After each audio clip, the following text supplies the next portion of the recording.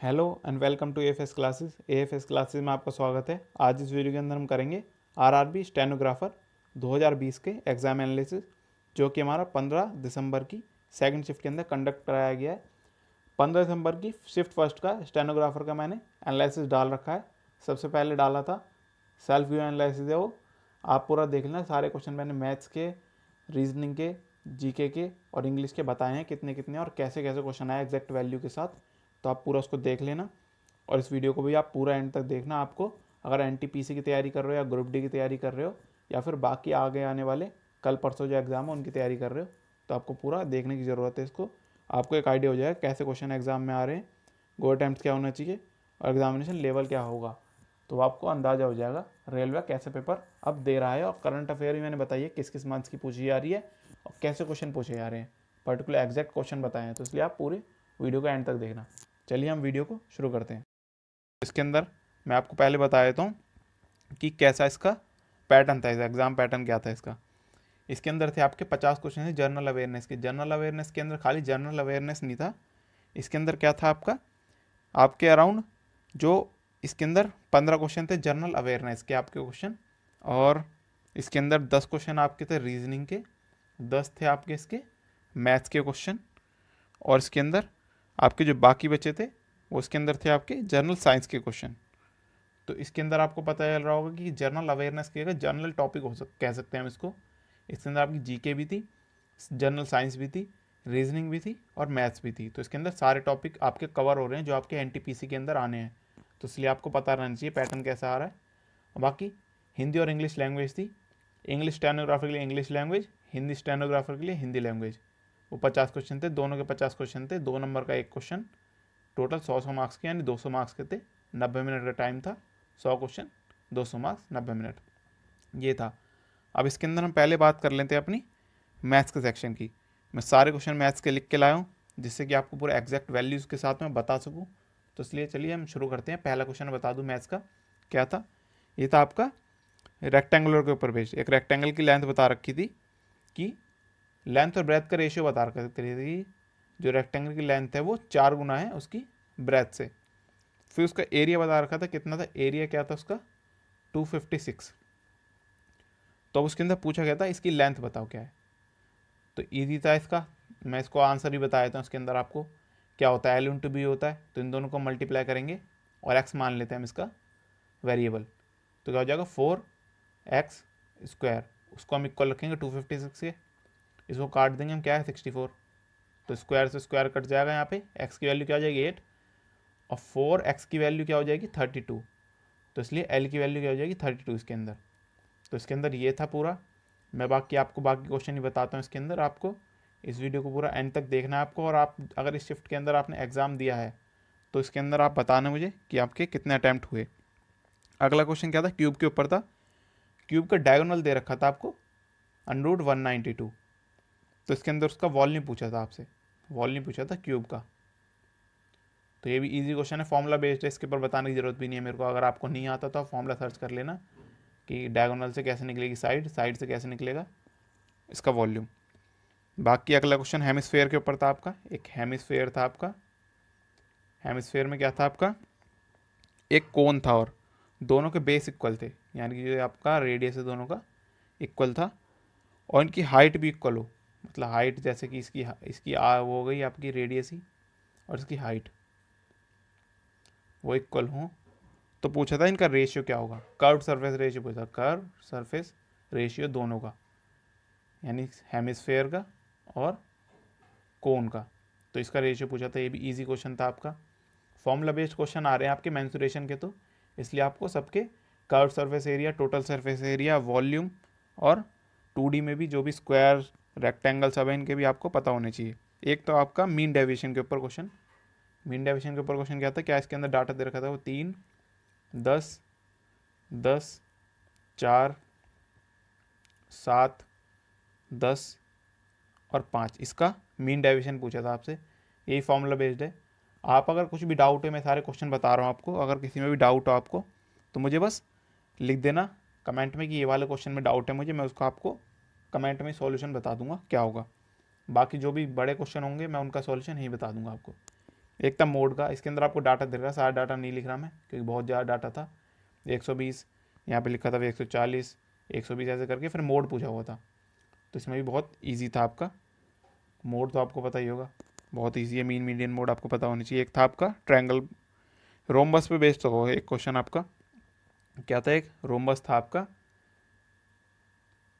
Rhombus में आपका था, इसके अंदर P Q R S side थी उसकी, P Q R S side थी। उसके अंदर उन्होंने बता रखा था कि उसकी साइड क्या है, 6 सेंटीमीटर है। और पी क्यू आर जो है, पी क्यू आर ये एंगल जो आपका 120 दे रखा था। तो उसने पूछा था कि क्यू एस की लेंथ क्या होगी। पी क्यू की लेंथ दे रखी थी उन्होंने 6, और पूछा था क्यू एस की लेंथ क्या होगी, ये पूछी थी इन्होंने, ये वाली लेंथ क्या होगी। तो इसके अंदर ये सॉल्व करना था आपको, ज्योमेट्री का क्वेश्चन है आपका। अगर आप एसएससी की तैयारी कर रहे थे तो ये आपको इजी लगेगा। बाकी पूछा था, एक इंटीरियर एंगल पूछा था कि डेकागन यानी जिसकी 10 साइड होती हैं, पेंटागन जैसे 5 साइड वाला, या डेकागन 10 साइड वाला फिगर, क्लोज्ड फिगर, उसके इंटीरियर एंगल्स का सम पूछा था। तो क्या होता है उसके इंटीरियर एंगल का सम, ये पूछा था। ये फॉर्मूले बेस्ड क्वेश्चन है, बताने की जरूरत नहीं है। एक था आपका टिग्नोमेट्री से हाइट एंड डिस्टेंस से क्वेश्चन। उसके अंदर क्या क्वेश्चन था आपका कि एक पॉइंट क्यू है ग्राउंड लेवल पे, उसके अंदर क्या है आपका एंगल ऑफ एलिवेशन दे रखा था एक टावर से, कितना था 45 डिग्री। फिर एक हाइट दे रखी थी उसकी 70 मीटर। पूछा था कि पॉइंट क्यू फुट के टावर से, मतलब टावर के फुट से कितनी दूर है। तो ईजी है ये तो, इसमें वो नॉर्मल हाइट एंड डिस्टेंस लगना है आपका, कुछ एक्स्ट्रा था नहीं इसके अंदर आपका। बाकी अगला क्वेश्चन बताया था आपको मैं। इसके अंदर क्या था कि एक लड़के ने एक पेन खरीदा, एक पेंसिल खरीदी और एक कप खरीदा। उसके अंदर उसने पे करे 21 रुपये टोटल इनके। अब राकेश था एक, उसने एक कप खरीदा और 2 पेंसिल खरीदी उनने और एक ग्लास खरीदा, तो टोटल उसने फिर 28 रुपये की एक ने। तो इससे आप निकाल लोगे, 2 इक्वेशन बन गई हैं, इनसे निकाल लोगे आप। 2 फालतू क्या खरीदी है, पेंसिल, तो पेंसिल की वैल्यू कितनी होगी 7। फिर ऐसी एक और इक्वेशन दे रखी थी उसके अंदर कि उन्होंने 2 ग्लास खरीदे, मतलब 2 पेन खरीदे, और ऐसे करके मतलब इक्वेशन बनानी थी उसके अंदर। और फिर आपका एन ने पूछा था कि 10 पेन की कीमत कितनी होगी। तो ये भी इजी क्वेश्चन था आपका। अब बाकी बात करते हैं हम इसके अंदर आपकी, जो आपके रीजनिंग के क्वेश्चन थे। रीजनिंग क्वेश्चन बताया था पहले मैं आपको, फिर मैं जनरल अवेयरनेस पे जाऊंगा इसमें। इसके अंदर रीजनिंग के क्वेश्चन कैसे थे, एक तो आया था आपका क्लासिफिकेशन से बेस्ड। क्या था उसके अंदर, जैसे डीप लिखा है यहाँ पे, डीप जो गहराई को कहते हैं डीप, और यहाँ शैलो लिखा था, शैलो मतलब खोखला होता है। फिर यहाँ पे डबल प्रपोर्शन का साइन दे रखा था, यहाँ पे लिखा था बेस्ट, और पूछा था क्या आना है यहाँ पे। एक ऐसा क्वेश्चन था, ये समझ में आ गया होगा आपको। और फिर और बता देता हूँ आपको मैं। और क्वेश्चन क्या था आपका, सिक्वेंस में अरेंज करना था डिक्शनरी ऑर्डर में। आपके 5 वर्ड दे रखे थे, 1 2 3 4 5, कुछ ए या बी से स्टार्ट हो रहे थे, उनको आपको एक अल्फ़ाबेटिकल ऑर्डर में यानी डिक्शनरी के अकॉर्डिंग उसको लगाना था, अरेंज करना था। तो वो भी इजी क्वेश्चन था। और क्वेश्चन बता देता हूँ आपको मैं। एक था आपका ब्लड रिलेशन से, ब्लड रिलेशन में आपको मतलब कि लिख नहीं पाया तो इसलिए मैं उसको ज़्यादा बता नहीं सकता, मगर उसके अंदर ज़्यादा रिलेशन नहीं बन रहे थे, मतलब कि ईजिली बन रहा था, बस ये बताया था हम आपको। बाकी एक क्वेश्चन था आपका फिगर बेस्ड था, मतलब नॉन वर्बल रीजनिंग का था कुछ। एक क्वेश्चन नॉन वर्बल रीजनिंग, इसके अंदर क्या था कि स्टार बन रहा था ऐसे, यहाँ पे तो वर्ड्स आपके नंबर लिखे थे इसमें। तो ये तो आपकी नॉर्मल रीजनिंग हो गई, जिसके अंदर आपको एक तरीके से वो करना है कि डिकोड करना है कि कौन से पैटर्न चल रहा है इसके अंदर। ऐसे क्वेश्चन था इसके अंदर। तो यहाँ पे अगले में ऐसी स्टार एक और कुछ वैल्यू दे रखी थी यहाँ पे। फिर तीसरे वाले में ये वाला मार्क क्वेश्चन मार्क दे रखा था, और बाकी यहाँ के 3 वैल्यू दे रखी थी, क्वेश्चन मार्क पूछा हुआ था। तो आपको समझ में आ गया होगा, और आप रीजनिंग की प्रैक्टिस करते हो। तो इतना तो मैंने को बताना है, बाकी मैं आपको एग्जैक्ट वैल्यू वाले क्वेश्चन ही बताया था। एक था आपका फिगर वाला, मेरे को याद है, ट्रायंगल गिनने थे उसमें, नंबर ऑफ ट्रायंगल इसमें गिनने थे कितने नंबर ऑफ ट्रायंगल हैं। तो ईजी सा क्वेश्चन है, ज़्यादा कुछ कॉम्प्लिकेटेड नहीं था, ईजिली गिन सकते हैं उसको। बाकी और क्वेश्चन बताता हूँ आपको मैं। इसके अंदर क्या था आपका ऑड वन आउट का दे रखा था उसके अंदर आपको, और आपका कोडिंग डिकोडिंग था इसके अंदर। कि आपके जैसे एक 6 वर्ड का था कुछ, ब्रश था या पता नहीं ऐसे कुछ था, कुछ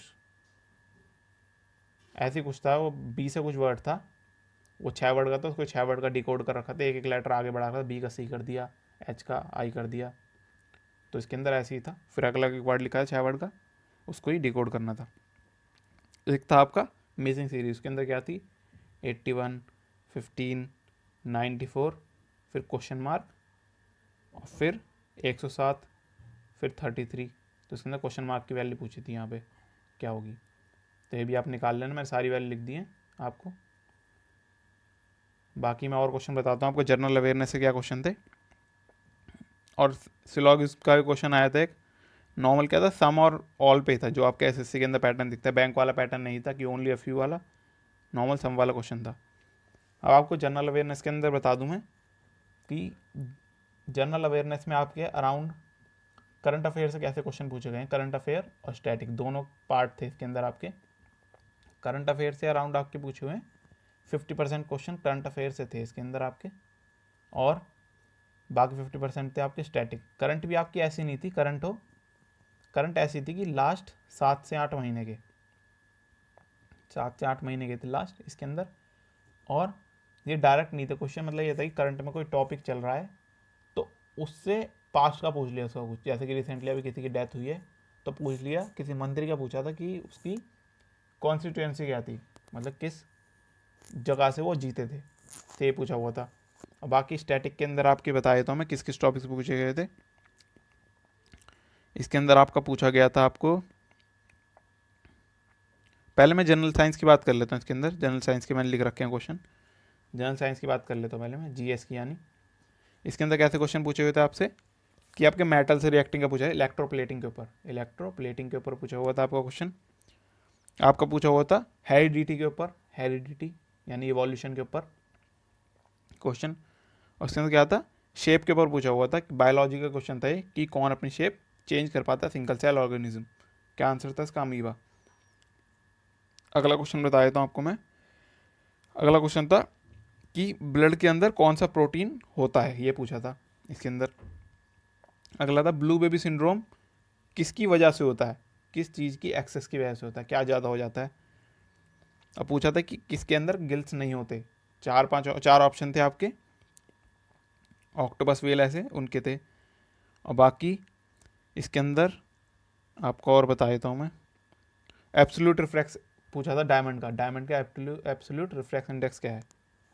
एब्सोल्यूट आपको पता होगा कि एब्सोल्यूट होता है अगर होता है रिलेटिव।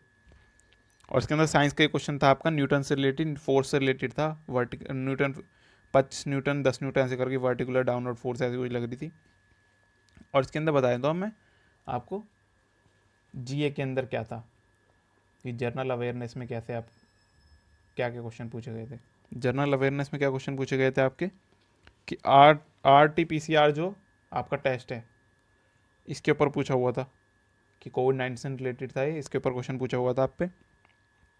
और आपका गो ऐसे गो अरिद कुछ था, उससे रिलेटेड कुछ पूछा हुआ था। राजीव गांधी खेल रत्न अवार्ड किसको मिला है अभी, तो वो ऑप्शन लिखे जाए रोहित शर्मा, उसका आंसर था। और बाकी गोल्डन ग्लोब अवार्ड पोस्टपोन हुए हैं, वो कौन से मंथ में होंगे, अब 2021 के, ये क्वेश्चन पूछा हुआ था। और वर्नाकुलर प्रेस एक्ट ऑफ 1878 किसने रिपील करा था। वाइस रॉय ऑफ इंडिया कौन थे, बंगाल के पार्टीशन के टाइम पे। और आपका डांडी मार्च मास मूवमेंट जो था उसको किस और मूवमेंट के नाम से जाना जाता है, ऐसी कुछ था क्वेश्चन डांडी मार्च से रिलेटेड। मिशन सागर का पूछा था, कहाँ पर हुआ है मिशन सागर, कौन से ओशियन में हुआ है। और इसके अंदर पूछा था सतपुरा की क्वीन, मतलब कौन सी tourist place queen of Satpura के नाम से जानी जाती है। और सिख खालसा किसने, कौन से गुरु ने बनाया था। फादर ऑफ इंडियन सिनेमा कौन है। Rock cut elephant at Dhauli was made during which reign, मतलब किसके राज में बनाया गया था रॉक कट एलिफेंट, डॉली के अंदर। और आखिरी में हम बात कर लेते हैं इसके अंदर स्टेनोग्राफर हिंदी के अंदर, जो हिंदी का सेक्शन था। हिंदी के सेक्शन के अंदर क्या आए हैं, जैसे कि आप देख सकते हैं यहाँ पे विलोम शब्द 6 से 8 आए हैं, समान आर्थिक शब्द 6 से 8, रिक्त स्थान यानी फिल इन द ब्लैंक्स ये भी 6 से 8 आए हैं। वाक्यांश जो हैं आपके 1 वर्ड सब्स्टिट्यूशन यानी वो भी 6 से 8 आए हैं, और मुहावरे जो हैं वो भी 7 से 9, और शब्द शुद्धि यानी करेक्शन जो होता उसके अंदर 7 से 9 हैं। उसके अंदर कंप्यूटर क्वेश्चन भी थे आपके 5 से 7, जो कि बेसिक थे। क्या किस चीज़ के ऊपर थे? इनपुट आउटपुट डिवाइस के, MS ऑफिस के ऊपर, और बेसिक एप्लीकेशन जो होती है कंप्यूटर की, MS एक्सेल वगैरह, इनके ऊपर भी क्वेश्चन थे। तो बस यही था इन सब के अंदर। बाकी अगर वीडियो पसंद आए वीडियो को लाइक कीजिए, शेयर कीजिए और चैनल को सब्सक्राइब कीजिए।